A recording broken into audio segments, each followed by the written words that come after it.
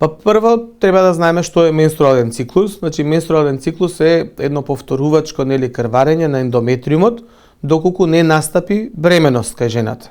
Тоа е нормално да биде во периодот од 21 до 35 дена, доколку се повторува редовно. Значи некои жени имаат менструални циклуси на 21, 22 дена, некои имаат на 35, меѓутоа доколку, да кажеме, таа оска на функционирање меѓу хормоните помеѓу хипофизата, хипоталамусот и јајниците функционира нормално, тоа е за сите овие пациентки се смета дека е нормален период. Отстапките во менструалниот циклус можат да бидат и во неговата должина, значи на самиот менструален циклус, или значи негово скратување, да добиваат многу често крварење, или да добиваат многу ретко, доколку не добијат и повеќе од 3 месеци, веќе викаме дека тоа е во период на аменореа, секундарна аменореа.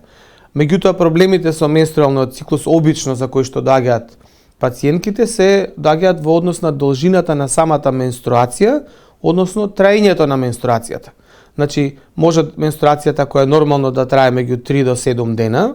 првите денови е нешто пообилна, меѓутоа не се губи големо количество крв, некаде 50 до 80 мл крв се губат при нормална менструација, нормално одлепување на ендометриумот, доколку има повеќе од таа количина и трае подолго време, може дури да доведе до анемија кај жената. Меѓутоа може да го на некој начин, ако трае долго и по 10 дена, да влијае и на нивната сексуална активност.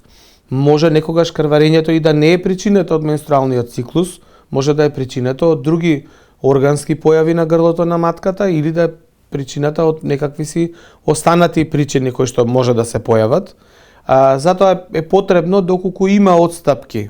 и во должината на менструацијата и во должината на менструалниот циклус, доколку тоа се случи само еднашка, да кажеме, може да е причината и во денешно време стрес, да кажеме нередовно одмарање, чести патувања, промена на средината, значи различни причини и различни хормони, значи она живење со адреналин, со повисоки вредности на тироидните хормони, со повисоки вредности на пролактинот, значи сите други хормони може да влијат на должината и траењето на менструалниот циклус. Затоа еден циклус и една отстапка не е можеби причина да се доаѓа веднаш на доктор, меѓутоа доколку таа промена продолжи, значи ако крварењата се чести или се ретки или се обилни,